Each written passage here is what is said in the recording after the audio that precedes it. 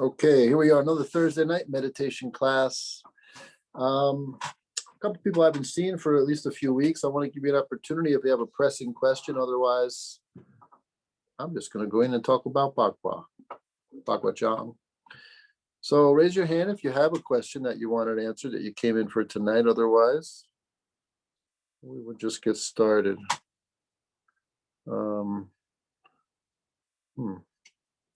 I don't know what I just did with everybody. Okay, any hands? Going once, going twice. Okay, so I'm going to talk about Bagua tonight. Now, what do I mean by Bagua? I just sat down and just threw one of these mind maps together. And that can just keep going. So just to show you how my mind works with Bagua, doing it for so many years, it's like so much. When I say I'm going to talk about Bagua, it's funny because I have friends in other martial arts, and whenever they bring up something, I say, yeah, that's in Bagua. People get caught up in techniques. And Bagua is principles. And that's really the point I want to make. Bagua is principles, and then what's a principle? And what is it based on? So one of my thoughts for tonight was to just talk about truth. And when you think about truth, what is truth? People have the saying today, it's like your truth, my truth. Oh, that's your truth, as if it should be different. And I have a problem with that because you can't have your own truth. There's only reality as we experience it, and there's a consistency to that. And it's going to work or not work based on what's actually true, not what you feel is true or think is true or believe is true. So belief can really get in the way of what truth actually is. So making your own truth. This is very different than being true to yourself. See, being true to yourself goes back to the ancient know yourself, know thyself, right? From ancient Rome, or actually wisdom in itself is you grow in wisdom mostly by first learning about yourself. Only by knowing yourself can you ever know anyone else. So how well do you know yourself, and then how true can you stay to yourself? If you're working in a job that you hate, maybe you're just miserable every day, are you being true to yourself? If you stay in a relationship that you're just miserable in, are you being true to yourself? If you have certain desires, loves, passions, and you never pursue them, are you being true to yourself? This is very different than truth. So let me keep it in the perspective of Bagua. And what I mean by that is Bagua is based on natural principles. The whole philosophy is an observation of nature and an expansion and a symbolic way to represent that nature. So we can always look at the theories of yin and yang, 5 elements, and the 8 trigrams. And those are symbolic ways to show the understanding. That's why they're theories of what's true. It's trying to make an observation of the actual principles, and a principle, by definition, is a law, and a natural law, is one that was made by the divine, not by us, and we can't change it. We seem to be able to play with it and manipulate it and usually just mess it up because truth in nature reveals itself every day. If you have healthy plants around your home, for example, or grass, your lawn, and then you've got an area that's dead, brown, different, you can say honestly that there's something wrong there, something, that's just the truth. It's something wrong there.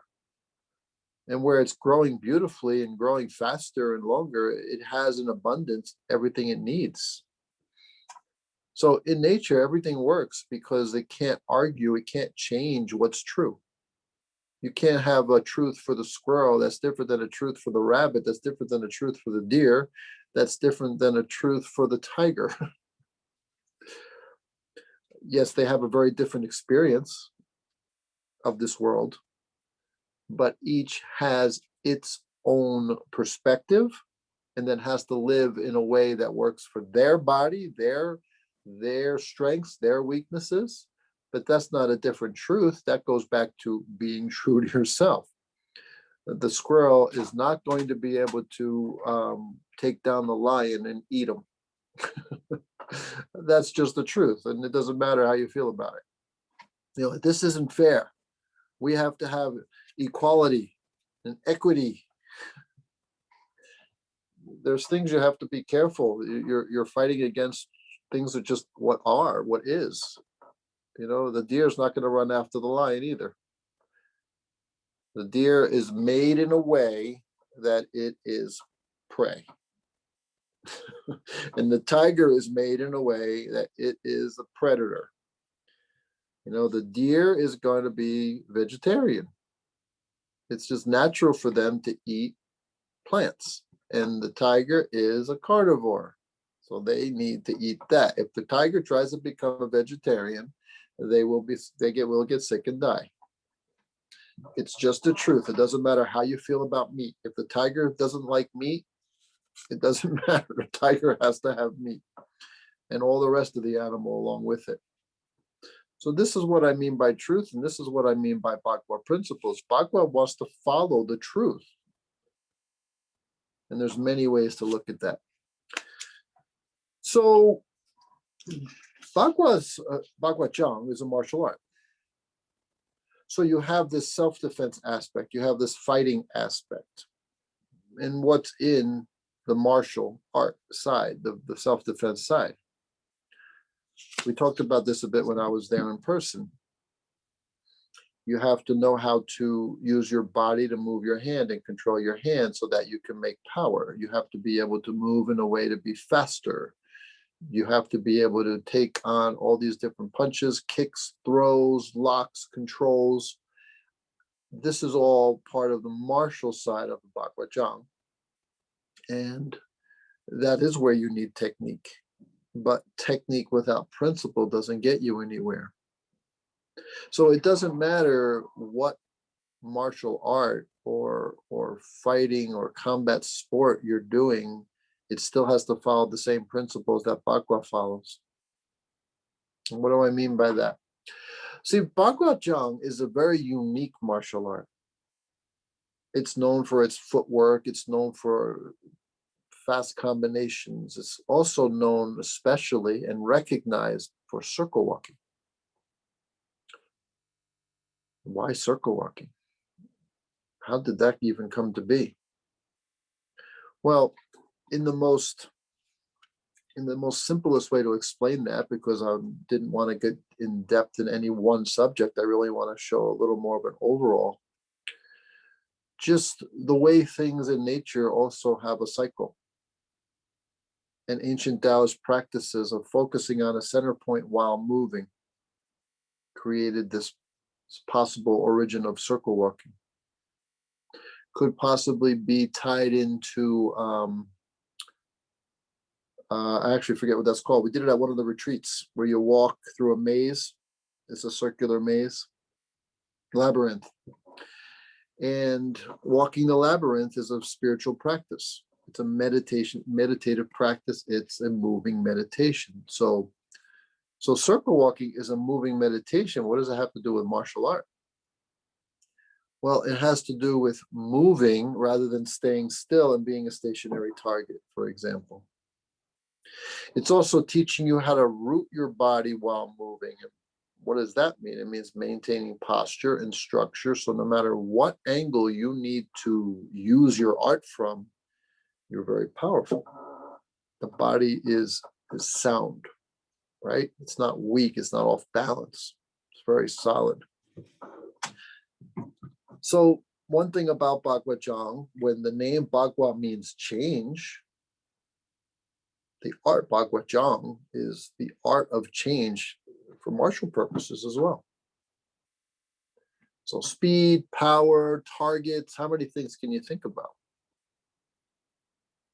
And you can master punching, you can master kicking, throwing, and joint locking, controlling the other person. All aspects of a martial art. I don't care which one you choose, karate, taekwondo, jujitsu, whatever. In order for it to be effective, it will still follow Bagua principles without ever knowing Bagua principles. Because Bagua is just a name and a way from theory to describe natural laws. Remember, I talked about it when I was there. Fastest distance between 2 points. People say straight line. How fast can a human being move 100 meters? Someone said, I don't know, 9.5 or something, 9.48, whatever the record was. But how can I get there in 5 seconds? The only way is to figure out a way to shorten the distance. So these are basic laws of nature. The human body has limitations. How can I possibly get there faster? There's nobody's ever broken 9 seconds. Why not? And I'm saying I want to do it in 5. So I have to figure out how to start closer to the target.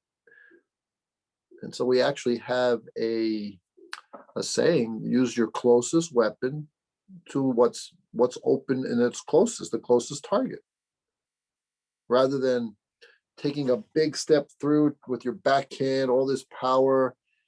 The other person would have to be sleeping for you to make that work. They have no response time. How does an older person handle a younger person? You see, younger person is going to be faster, going to be stronger, etc., etc. Older person's slower, weaker. But if the body structure is very good and you know how to be very efficient with your distancing, so you're faster just because of, again, I'm up against an Olympic champion who can run 9.48 or something like that. I start here. I can beat him. Maybe closer. It's wisdom within the martial art. So it's applying nature to the best of our ability within our practice for martial purposes. So martial is also exercise. Automatically, you practice the martial side, your body is getting exercise. If someone thinks of fighting, you can't go slow. And yet we have a slow side practicing. So if you only practice fast, you're going to also limit yourself as you get older, because you're going to break down through repetitive type wear and tear on the body, right? Which is very common to martial artists or athletes of any kind. They're done in their 30s, pretty much. The body starts breaking down.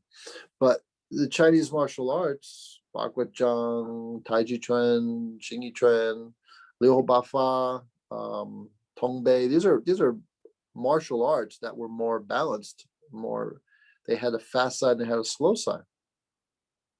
And it's interesting because if you learn that everything is a meditation, you're doing the fast, but then you're also developing it slow. If you learn something new, you can't go fast. Pretty obvious, right? So reality of learning something is to do it slow and get better and better and better at it, and then go fast. But by going slow with focus, absolute focus, exactly what you need to do, right body alignment, right angles, proper distance, good targets, 100% focus. The slow training will benefit the fast. And that was a saying that came out of internal martial arts. If you want to go faster, go slower. You have to think about that. I have a brother in the art that I trained with many years together. He was my training partner, and he tells me very interesting stories how he'll be training with somebody who does like MMA fighting or something. And even in his older age, and he's 11 years older than me, he's always faster than them. He says, yeah, put your hands up. You see if you can stop my punch. And then he'll just like strike him in the chest or something, just to touch them, just to show that he can. They never respond. They never can beat his speed. Why is that? Because this is someone who's got decades, 40 years plus of slow internal martial art. The real key to speed is relaxation. And of course, focus. You have to have good accuracy. You have to have body control, coordination. But the average young MMA type fighter or combat sport type fighter has a lot of tension. And that tension slows them down. So it's very interesting. These stories, that kind of experience. I've had the same kind of experience, but he's 11 years older than me. Then exercise, the exercise side of that. So people know about, what do they call that? Exercise. Like calisthenics, but when you go integrals, sound right? I don't know. People do this stuff in the gym today, but they figured out the best exercise is to go faster for a short amount of time and then go slow and relax. So that process is naturally built into Bagua Zhang also, because in nature, you have rhythm. Nature doesn't, the wind doesn't always blow the same speed. It's not always cold, it's not always hot. There's always changes. Daytime sun versus nighttime, right? Different temperature. Even if you live in Northern California where it's very consistent, there's still fluctuation. So Bagua follows nature. Your exercise needs to have rhythm. So you can go fast like you're fighting, and then you go slow to relax and get under control for that. And you mix that up, so automatically you're going to get that kind of exercise. It's kind of like I described to people, if you can imagine a high school track, right? It's got the straightaway and it's got the curve, and it's got the straightaway and it's got the curve, and it's a quarter of a mile around. Whatever exercise you choose, it should be like sprinting the straightaway and walking the curve, and sprinting the straightaway and walking the curve. And how many times do you think you can do that? Not that many, but you will get tremendous exercise by doing that, rather than running at a steady state for an hour and a half or more, long distance stuff. It has a completely different effect on the body. And all you have to do is look at professionals, a sprinter versus a marathon runner. You Google that, look at pictures, you see the difference in the body and the development. The sprinter is much more muscular, much leaner and more muscular. The marathon runner tends to be very skinny because they're utilizing everything to do that long distance, where the short and strong burst is actually stimulating growth hormone. So the body actually gets bigger, stronger, and it's like more growth hormone, more youth hormones. It actually helps keep you younger. And that's going to be relative at every age. The 20-year-old is going to be different than the 30-year-old, 40-year-old, 50-year-old. Each decade is different. So the percentage of fast and the percentage of slow has to change. I'll say that again. The percentage of fast and the percentage of slow has to change. And it tends to be the younger people who are joining martial arts, want to learn self-defense. They want to do a lot of the fast stuff. They want to learn the martial side. But as we get older and hopefully have mastered that, you really start to focus more on the slow side, or, the Qigong. So Qigong has the movement. You're training the focus and you're training the breath, all balanced together.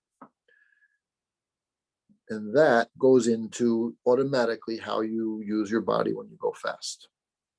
You master the mind, you master the breath, you master the movement. But automatically, when you're going the slower pace, your body learns to relax more. Already said, relaxation leads to the ability to be faster. But relaxation also improves your health, because stress leads to tension. And your practice is teaching you how to relax. Remember that yin-yang concept, tension and relaxation. Bagua is the change. You don't want to be tense all the time, but you can't just be relaxed all the time either. You'd be, passed out in bed. So in order to have life, you have to have some tension. You have to have some movement. You have to have some activity. And this is naturally built into the practice. So also, you think about in the Qigong, there can be a lot of leg work. So it's slow, but it's not easy, right? Soon we'll get back into stances in class. And now you think about, where are the biggest muscles in the body? Yes, this is a martial art, and the Qigong is for the foundation for the martial art, but automatically, by making the legs stronger and to work the legs in a way that you are relaxing deeply while strengthening these legs, holding these postures where it's a good struggle. Think about those low stances. You automatically increase blood flow. Okay, so one of the things I threw in my notes was that just breathing, can help teach you how to relax properly. What else can breathing do? Think about it. Other than the obvious respiration. Breath control also controls the mind. Breath control obviously increases energy in the body. Energy you can use, oxygen, right? But now, relaxation increases circulation. Why? Think about it. See, stress and tension closes vessels. Relaxation opens the vessels. It's like opening a pathway, easier to get through. Also, when everything's relaxed, it can absorb more oxygen. Think about like white knuckles. If you create a lot of tension, that shuts off the ability for those cells to absorb oxygen. There has to be relaxation. There has to be a proper balance with carbon dioxide. So let's say somebody needs more circulation. What's creating circulation? Well, number one, obviously, the heart. The heart beats, the heart pumps the blood through the body. But should the heart work alone? So you see, your heart pumps the blood, but your breath also pumps the blood. Other things too. The heart muscle pumps the blood. The breathing increases that circulation. Not just by relaxation now. I'm talking about the physical movement of breathing. If these are your lungs and they fill to the bottom, the diaphragm is going to press down. It's going to move. Your belly should move. Any patient that comes into my clinic, within the first week, I usually teach them how to breathe. It's not just inhale and exhale. A lot of mouth breathers. And mouth breathers tend to have a lot of problems. You think about any time you've been at a table, maybe with family, or maybe you're just out with some people, and it's quiet enough where you can hear their breathing. You hear this, you're going to remember, I think, because you're going to notice that those who are the least healthy breathe this way.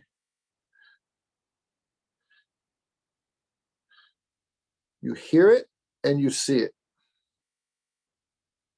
Over breathing creates a lot of problems in the body, a lot of stagnation and poor blood flow, but poor oxygenation.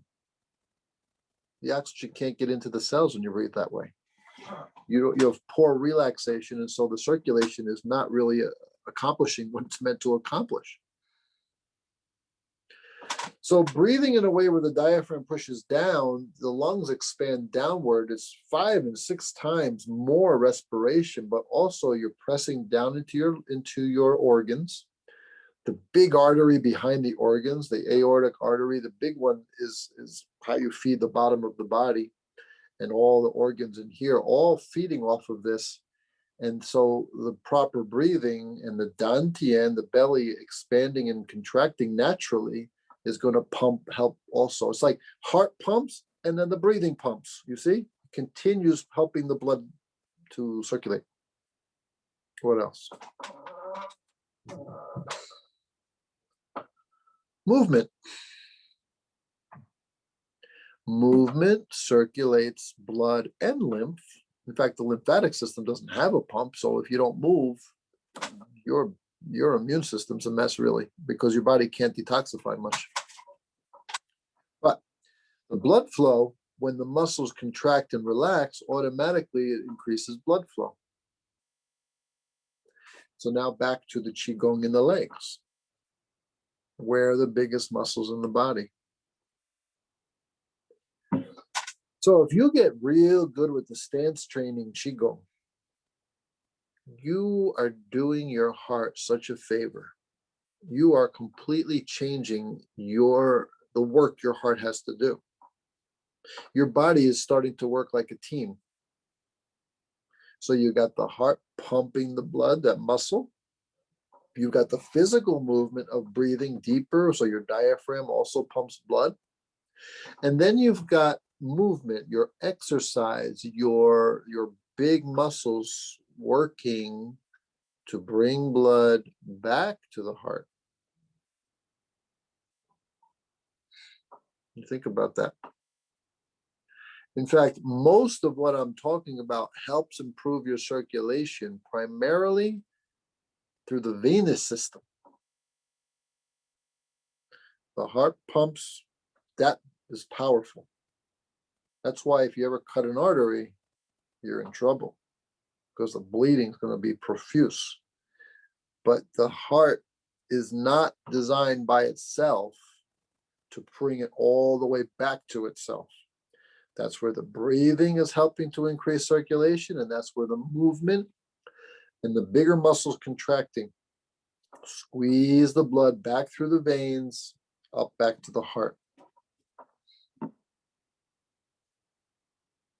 This is why, one of the reasons why, as a person gets older, and they don't even have to be that old. I've seen in their 30s already, late 30s. I see ankle swelling, water accumulating in the ankles, and I'm not meaning the most obvious, like a person who's really in bad shape and they're heavy, and I'm talking about a person who looks perfectly healthy, but a little test of that area and I can see that they're already holding edema. So what's happening is the heart is already, they could have been born with a slightly weaker heart. You don't know that. I just know what I know now, what I'm observing now. The heart is, because it mostly works by itself, unfortunately, because of poor breathing, poor movement. And then there's another one, but I didn't talk about it yet. So the heart's doing all the job, and the heart's not 100% efficient. And so already, even in late 30s, early 40s, and of course beyond, you're getting accumulation of water because the capillaries are leaking water because the blood flow is not efficient enough. So there's the heart. Now, what's another thing that will affect circulation? I said a word a few times that will be obvious once I say it again, but well, let me hit it from another angle. What else can breathing do? Controlling the breath controls thinking, controls the brain, controls the mind. The breath is the bridge between the mind and the body. The breath is the bridge between the mind and the body. They can affect each other. And so controlling the breath, breathing deeper into the body automatically settles you. If you remember the brain waves, beta, alpha, theta, delta, it will automatically bring you into alpha, which is where we're supposed to live. Much more relaxed than busy beta. So the mind is another one that will clamp down, creating stress in the body, not creating stress, creating tension in the body because of stress. The way you think, the anxieties you feel, whatever, worries, is creating tension in the body. So that's why controlling the mind through the breath also relaxes those vessels and increases blood flow. So you've got what you've got with the heart, breathing, moving, thinking, all related to that good blood flow. This is just natural. Any animal in nature moves. You'll see like the tiger walking, right? The whole body, all the channels that are known for the acupuncture channels and the blood vessels and the nervous system and the lymphatic system, just by natural climbing and crawling and running, automatically all of this is working as a team. Your body works as a team. That's why just sitting on the couch watching TV, they say now, worse than smoking. Sitting all day at work, right? Used to be recommend every 2 hours do some movement. No, every 15 minutes do some movement, which is tough because a lot of people today are working 3 or 4 people's jobs. One person working 3 or 4 jobs. I hear that a lot today. So there's so much demand, and what I want to say about that is we're working against nature, creating a very creating poor health just with our lifestyle, the way we live, the way we work, the way we, so much TV or so much sitting in a cubicle. Not enough Bagua Zhang. Okay, so that said, what else can we say about Bagua? So moving back to slow, when we're doing Qigong, and again, martial Qigong, right? Because the Bagua Qigong is actually doing slow what we do for martial purposes. So you're going to develop better posture. You're going to develop better balance. You're going to develop stability. You're going to develop sensitivity. See, that's one of those things, that tension and a stressful mind for fighting, let's say for fighting, that stressful mind, that tension, worrying about getting hurt kind of thing, that adrenaline rush, creating all that. It's hard to be sensitive. You rely so much just on what you see. And the eye can be fooled. The eye signal to the brain can be slower than the hand coming in to attack you. That's why the martial side, done properly, develops the more complete person. Because if you can master your mind and your breath and your movement in a stressful situation, like somebody trying to hurt you, you think about regular day-to-day life. See, when your life is possibly threatened or injury is threatened, automatically your consciousness is raised. You're going to have more it's like getting in an accident and everything slows down. If you've ever experienced that, the perspective is very different. And so this is, you are in the moment, no choice. Imagine somebody wants to hurt you and your mind is worrying about doing the dishes. I don't think so. So that's another aspect of training in a way to control yourself, being more sensitive to the things around you. See, martial or self-defense is extreme situations. But don't we fight all the time emotionally in our day-to-day lives? So we have this battle, and so much of it is inside. Because ultimately, I mean, it happens to me every day with patients. It's just they blame the teenager, they blame the husband, they blame the job, they blame whatever. They don't usually look in the mirror and say it's how I'm responding to these things. My example is always to them, to make them think. Take 5 people you know, put them all in the same situation you're in. You think they all respond the same way? Well, then how can it be the external thing? Yes, the external thing could be more. I mean, if you're in an area that gets bombed every day, this is very, very stressful. But still, there will be people who handle it better than others. Some will become a basket case. Others will be carrying people because they're the pillar of the community. Why is that? What is special about that person? And can we strive and work to be more like that person? For some, that's somewhat natural. In martial arts, real martial arts, we strive to develop ourselves to be like someone who may be like that naturally. That's why meditation is the foundation of the practice. Because that person who may be carrying somebody injured or needs help, or somehow they're reaching out to help others all the time, that person is naturally selfless because they're not as fearful and worried about themselves. They're concerned with the other because they're capable. They have things in order. The martial artist needs to be strong enough. That's why you first, I say you first, meaning train yourself first, put your oxygen on first before you can help the other.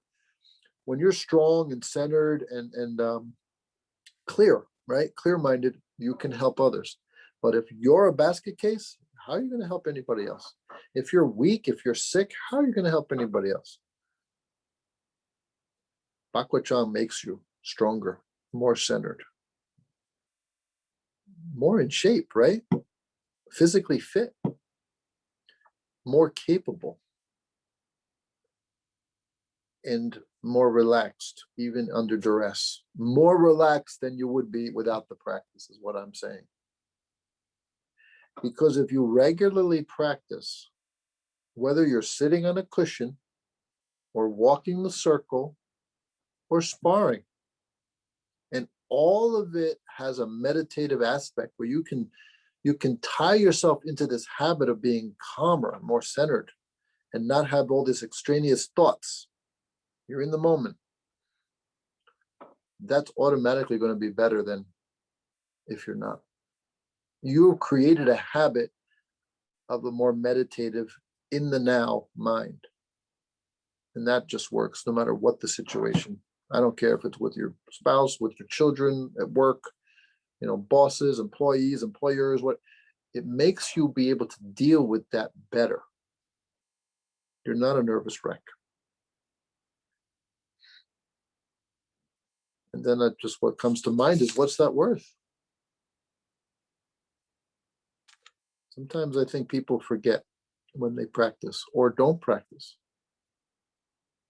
I say to a student, how's your practice coming along? It could be better.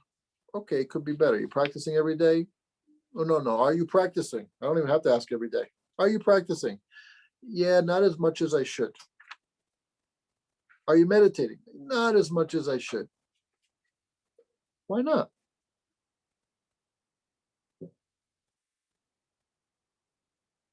So that's what I'm going to end with. Why not? I started out talking about Bagua and hit it from a few different angles, of hopefully made some clarity about benefits and what it could help you be a better you, more in shape, more centered, more in the now, stronger, more endurance. We have to remember, what do we want when we're lazy about practice? I cannot get what I want, what I came to martial arts for, if I don't practice. And a more positive way to look at that is for you to become what you are capable of becoming. Practice. And remember, that's why you're practicing. Not just to give yourself trouble, not just to sweat and breathe hard, like people go to the gym and just exercise with, they want a good body most of the time. They want to lose weight. Do you want to be a more complete person? Do you want to have a better life? If you have a clear purpose when you practice, it's easy to get up and do it even when you don't really feel like it. You get the results, which feeds you wanting to practice more. Let's go to meditation.